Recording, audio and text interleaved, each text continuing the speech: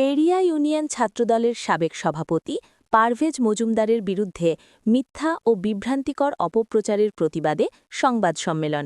বিস্তারিত দেখুন ভিডিও চিত্রে। বিসমিল্লাহির রহমানির রহিম। প্রিয় সাংবাদিকবৃন্দ, আসসালামু আলাইকুম।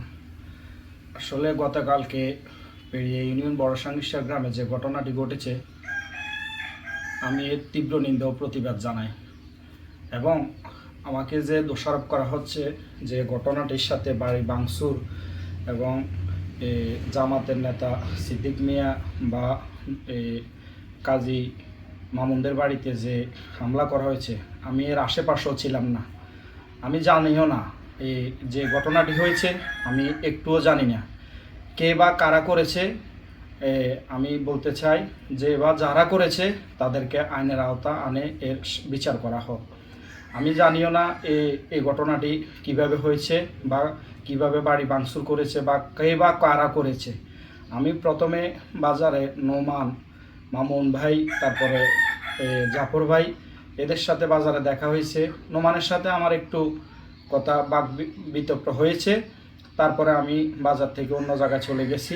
তারপরে কি হয়েছে বাজারে, তারপরে তাদের বাড়িতে কে বা কারা ভাঙচুর করেছে আমি একটুও জানি না।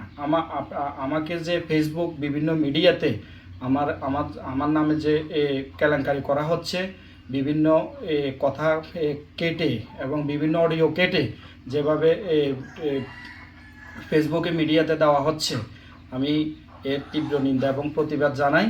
এবং আমি এই বড়সাঙ্গিসা গ্রামের, বিশেষ করে আমি খুব ছোট থেকে বড়সাঙ্গিসা গ্রামের সামাজিকতা করি, বড়সাঙ্গিসা গ্রামে দেন দরবার সাথে জড়িত। আমি কখনো দিনও কারো একটি চুল পরিমাণ কারো ক্ষতি করি নাই এবং আশা করি যতদিন বাঁচি ততদিন কারো ক্ষতি করব না।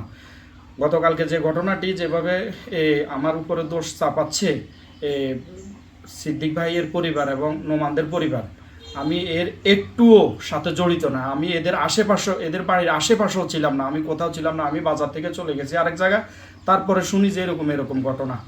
এখন আমি আমার উপরে যে দোষ চাপানো আছে, আমি এর বিচার চাই এবং দেশবাসীর কাছে বিচার দিয়ে গেলাম। আল্লাহ হাফেজ।